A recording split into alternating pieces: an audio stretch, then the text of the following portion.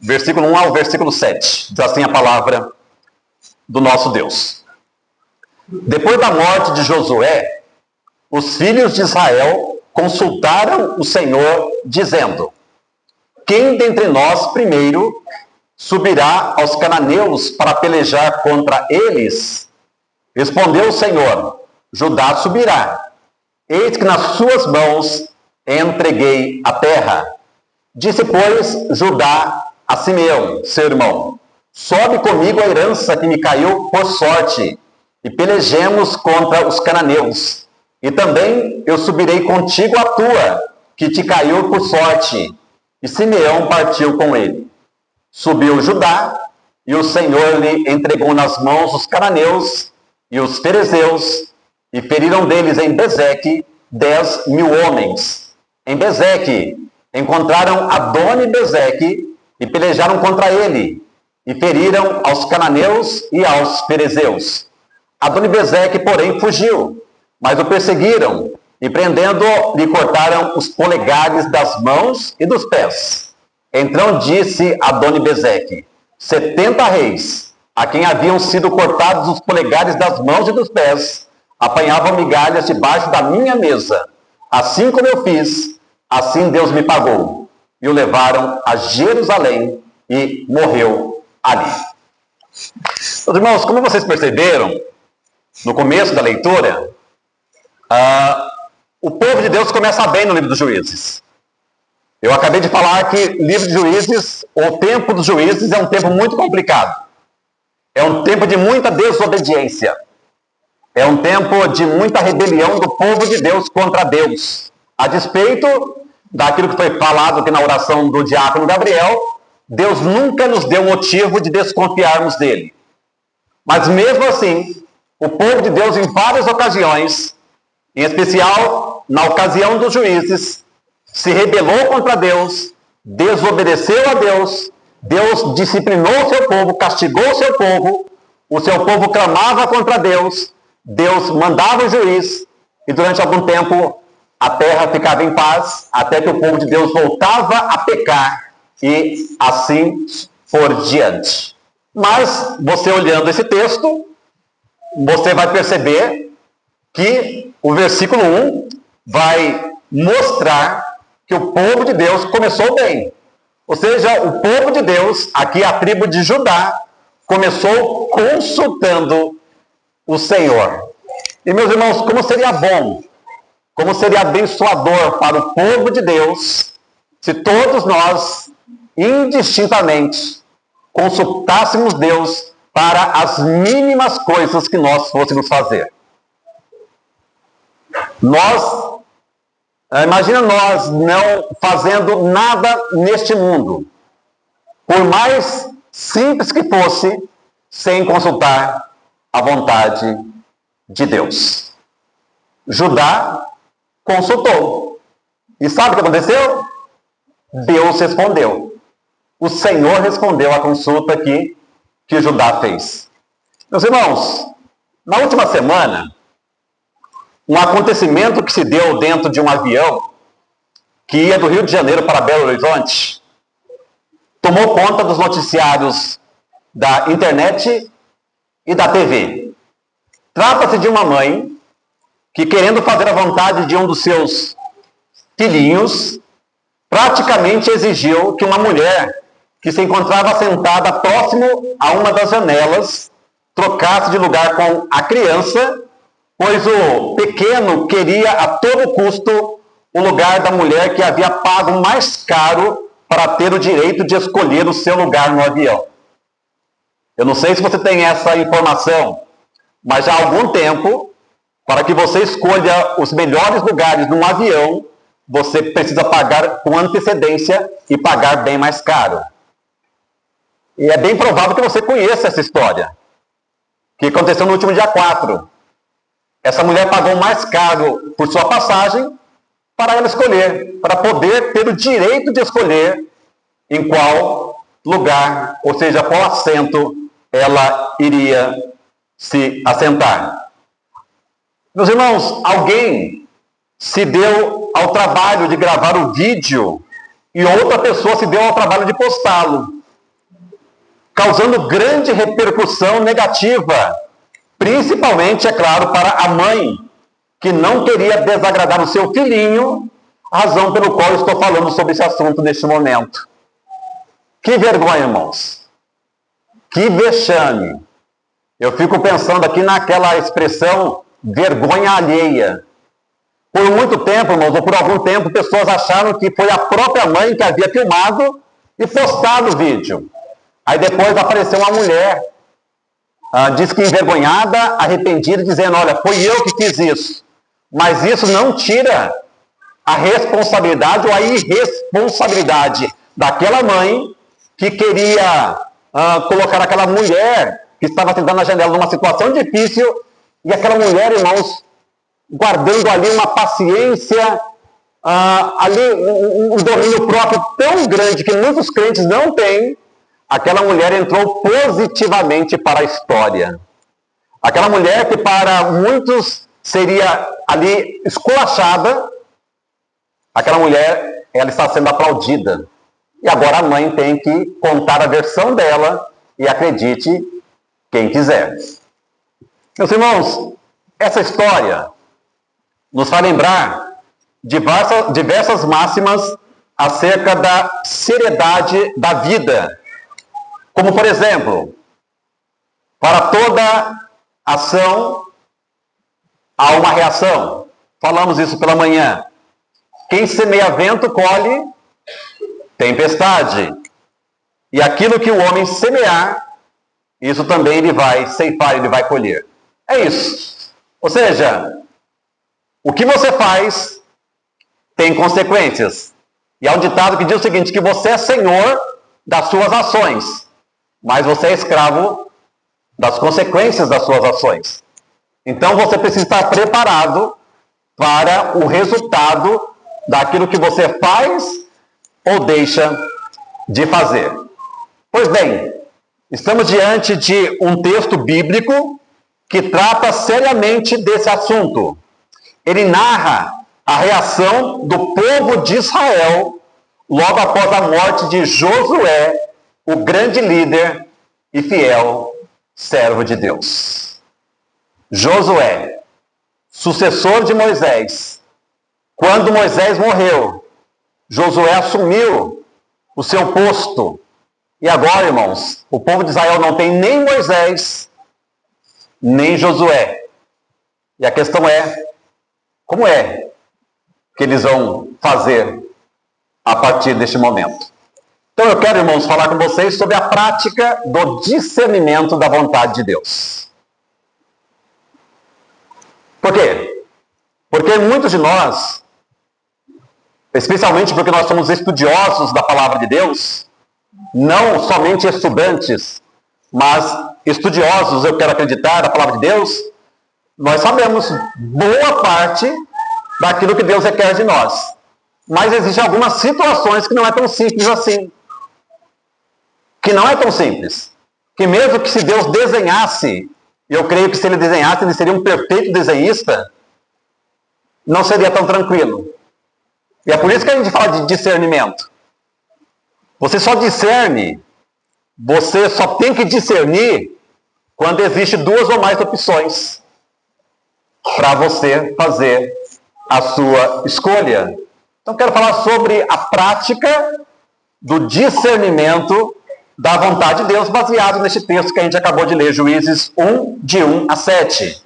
Esta passagem vai nos mostrar o que devemos fazer diante das incertezas da vida, o que devemos fazer quando Deus responde às nossas dúvidas, como devemos reagir diante das oportunidades que Deus nos oferece, e, finalmente, o que devemos esperar de Deus quando o homem pratica a impiedade e a injustiça. Então, essas quatro coisas estão presentes neste texto e eles vão nos ajudar, essas coisas irão nos ajudar a exercitarmos, a praticarmos o discernimento da vontade de Deus. Então, em primeiro lugar, meus irmãos, depois da morte de Josué, nós vemos aqui que os filhos de Israel consultaram o Senhor. Então, em primeiro lugar, o que devemos fazer diante das incertezas da vida? Ou seja, quando você não sabe o que fazer, aliás, o reverendo Hernandes tem um sermão muito bom, um dos mais assistidos na internet, que tem esse tema: o que fazer quando não sabemos o que fazer? É um dos sermões mais assistidos dele, mais visualizados lá na internet. O que fazer quando não sabemos o que fazer? Então, a primeira questão é essa: o que devemos fazer diante das incertezas da vida? Sabe por quê? Porque você, jovem, que está sonhando com um casamento, e que é claro que antes do casamento deve vir uma namorada, um namorado. E eu vou dar um conselho para você, viu? Sempre que você puder, e quase sempre você vai poder, antes de pensar em namorar alguém, procure ser amigo dessa pessoa. Procure ser amigo.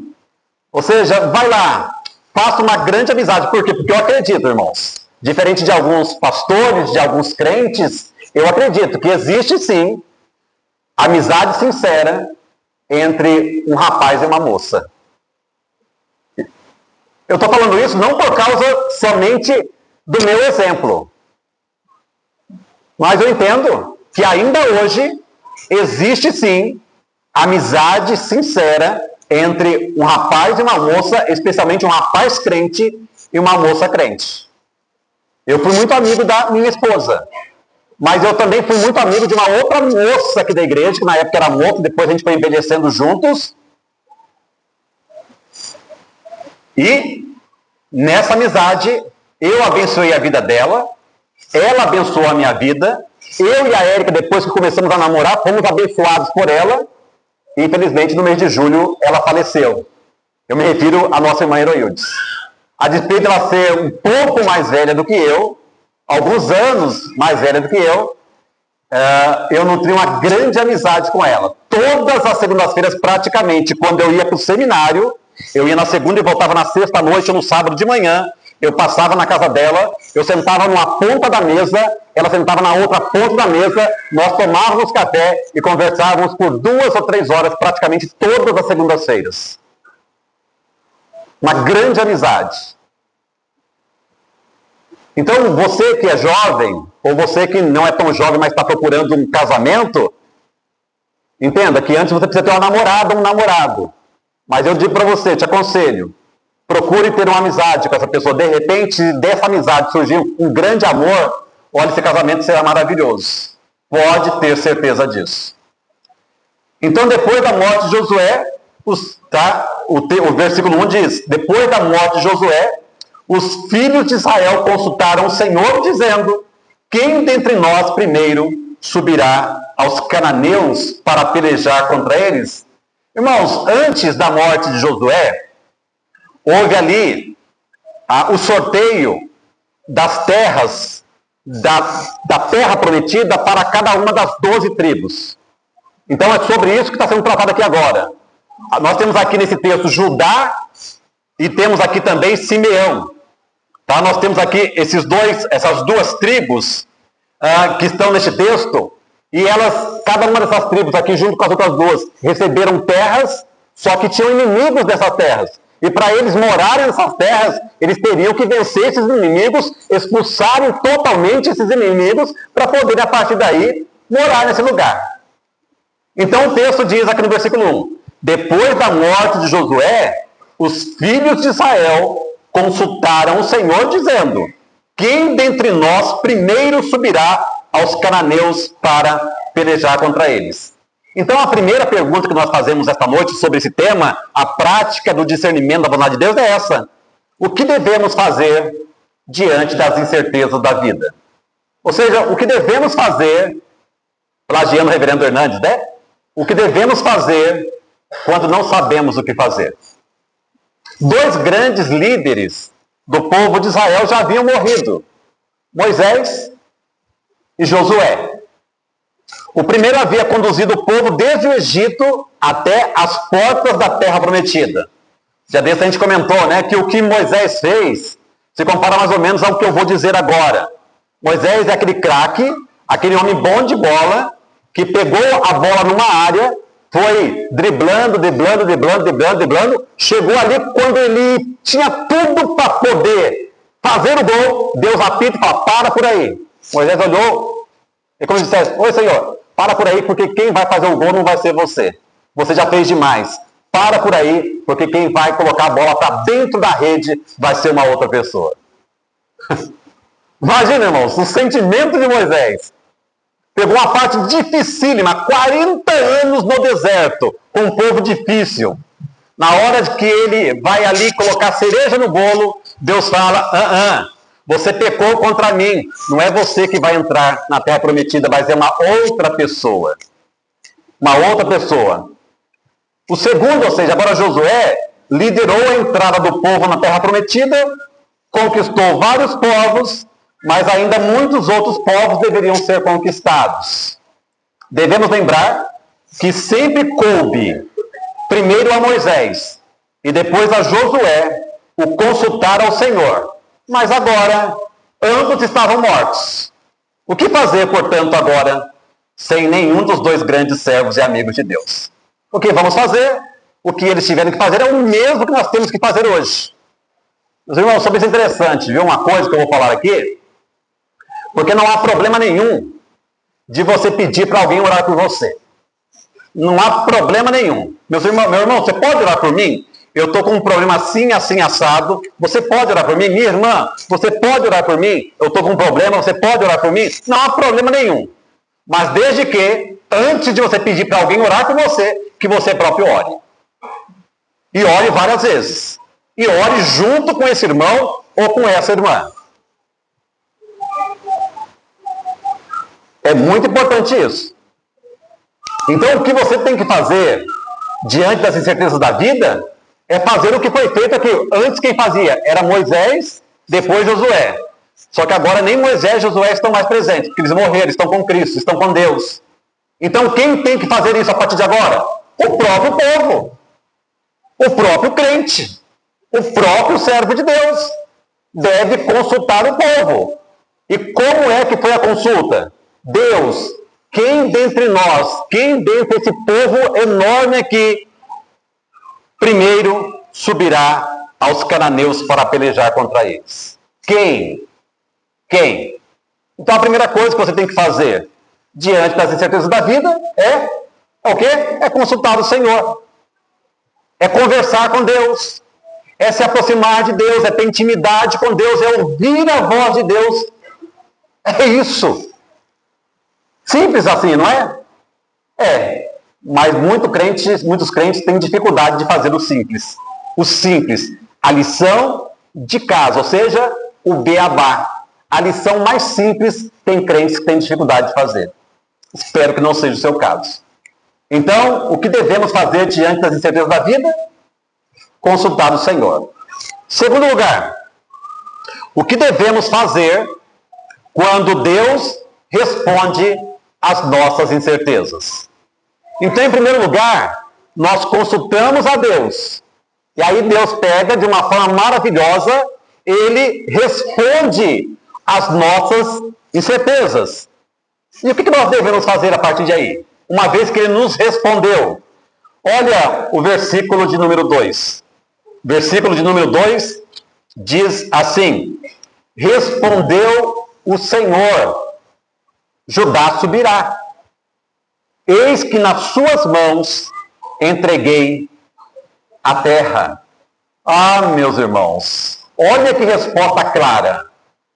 Olha que resposta límpida, explícita. Não deixa dúvida nenhuma. A pergunta deles foi objetiva e a resposta parece que foi mais objetiva ainda. Judá subirá. Dá para entender errado? Dá para ficar em dúvida? É claro que não. O texto nos deixa claro, aliás, o texto não nos deixa claro quantas vezes os filhos de Israel consultaram o Senhor. nem quanto tempo Deus esperou para responder a tal consulta. Isso aqui é importante, viu? Porque você olhando esse texto aqui, que está resumido certamente, você pode levar a pensar que o negócio foi fácil. Mas o texto não nos diz quantas vezes eles consultaram e quanto tempo Deus levou para responder à consulta que eles fizeram. Sabemos, contudo, que a consulta era sempre a mesma. Qual que era? Quem dentre nós subirá primeiro aos cananeus para pelejar contra eles? E também que Deus a respondeu com clareza. Deus respondeu: Judá subirá, porque nas suas mãos eu entreguei a terra. Aquilo que o povo mais precisava estava claro. O que o povo precisava? De uma resposta. Que tipo de resposta? Uma resposta clara. E a resposta veio. Deus havia respondido completamente à consulta do povo. O que fazer agora mediante a maravilhosa atenção que Deus dispensou ao seu povo? Já pensou? Sabe aquela oração que você fez e que você achava que Deus ia demorar para responder mais do que aparentemente ele demorou? E que finalmente ele respondeu? Uma vez que ele respondeu a sua consulta, a sua oração, qual foi a sua reação? O que você fez? Como é que você reagiu a isso? Como é? Senhor, louvado seja o teu nome. Deus, como que o Senhor é maravilhoso. Pai, o Senhor é meu Pai mesmo. O Senhor está me tratando como um verdadeiro filho. Muito obrigado, Pai. Eu pergunto, como é que você reage quando Deus responde a uma consulta que você faz a Ele? Agora, irmãos, é claro que existe consulta que você não deve fazer. Porque você já sabe a resposta. Deus, eu namoro aquela pagã ou não namoro? Deus, ela não tem um Senhor como Deus, assim como eu tenho. O Senhor autoriza eu namorar? Tem pergunta que nem deve fazer. Deus, eu preciso, tá? Eu posso morar com fulano antes de casar, fazer um test drive? E se eu gostar... É claro que não, irmãos. Onde na Bíblia você vê algo parecido? Então tem questionamento, consulta que você não deve fazer, por quê? Porque está claro já na palavra de Deus. Agora existem outros que você precisa fazer. Quer ver uma coisa? Deus, quantos filhos o Senhor quer que eu e minha esposa tenhamos?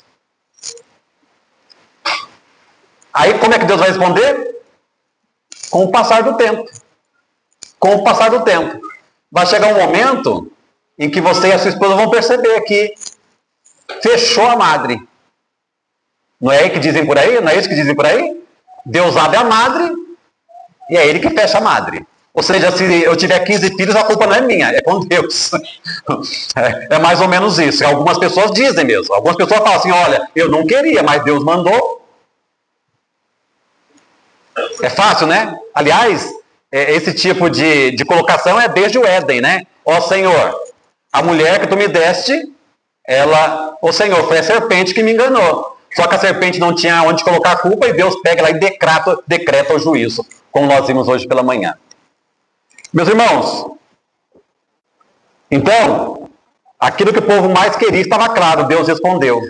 E quando Deus responde, como é que você vai reagir?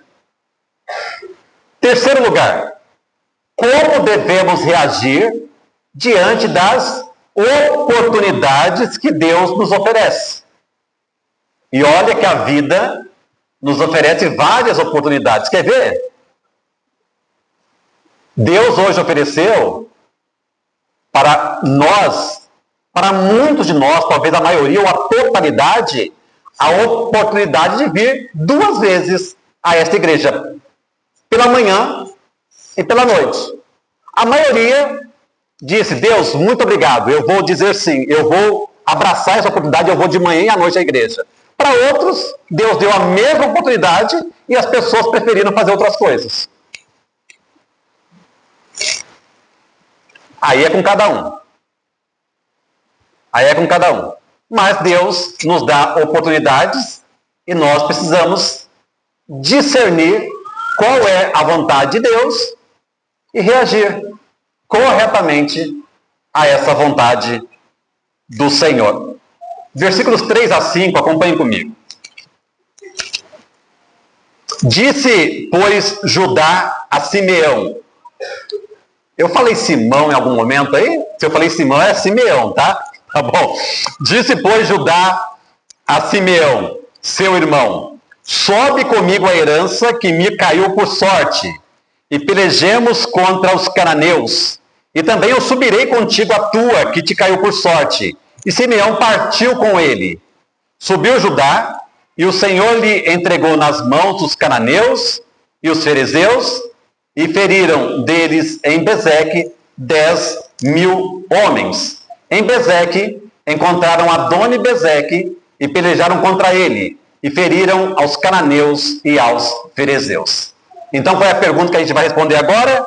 Como devemos reagir diante das oportunidades que Deus nos dá?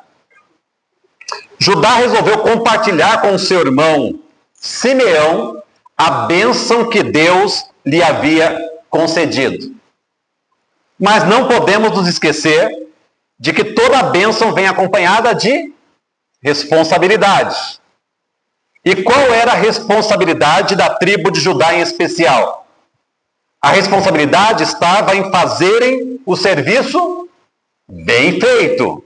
A saber, eles deveriam vencer os seus inimigos por completo. E você sabe que foi um dos maiores problemas do povo de Israel na época do tempo dos juízes?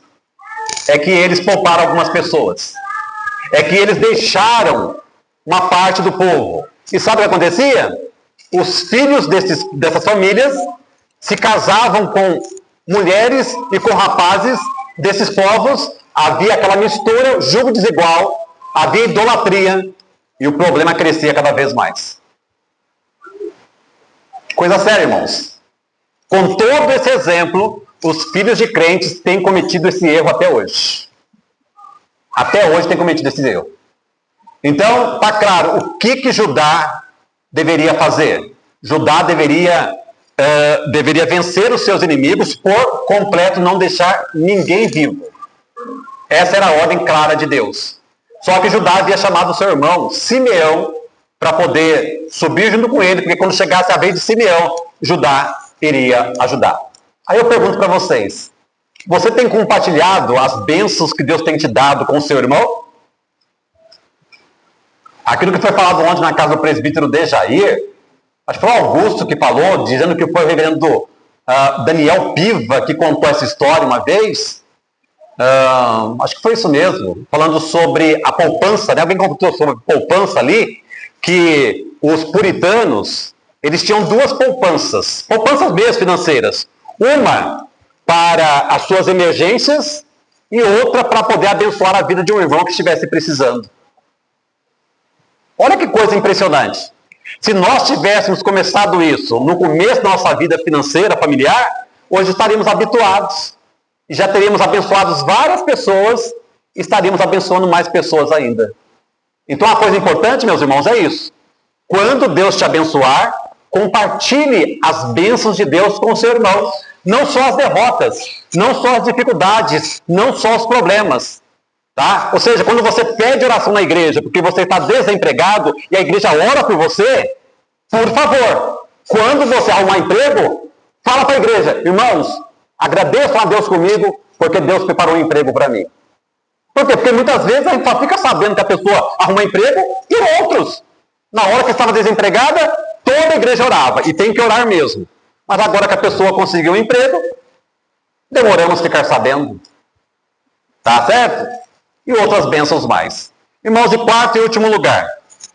Quarto e último lugar. Quarta e última lição. O que devemos esperar de Deus quando o homem pratica a impiedade e a crueldade? Aliás, irmãos, tem muita gente ruim neste mundo, viu? Este mundo está cada vez pior. E o Brasil está ficando cada vez pior, por quê? Porque os bandidos são aplaudidos e os policiais são massacrados. Existem policiais desonestos? Existe. Aliás, existem pastores desonestos.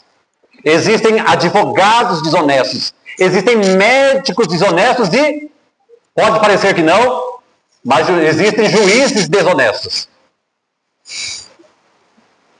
Então existem policiais também.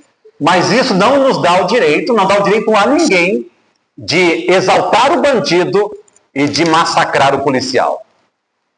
E, aliás, essas pessoas que são contra os policiais e são a favor dos bandidos, quando elas forem assaltadas, elas vão chamar quem para defendê-las?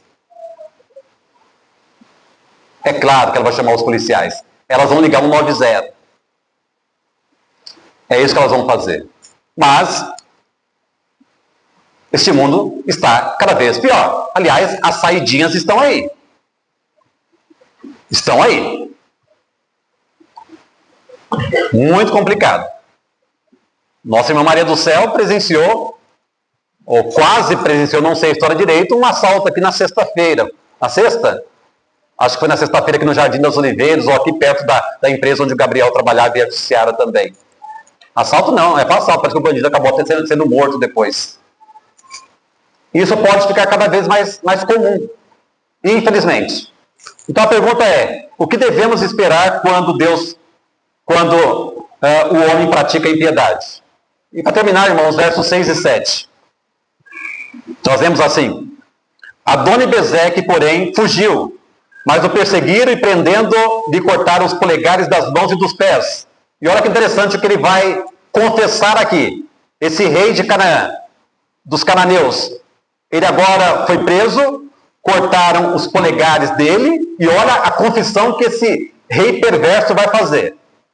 Ele vai dizer o seguinte: 70 reis, a quem haviam sido cortados os polegares das mãos e dos pés, apanhavam migalhas debaixo da minha mesa. Assim como eu fiz, assim Deus me pagou. E o levaram a Jerusalém e morreu ali. Imagina se Deus agisse sempre da mesma forma.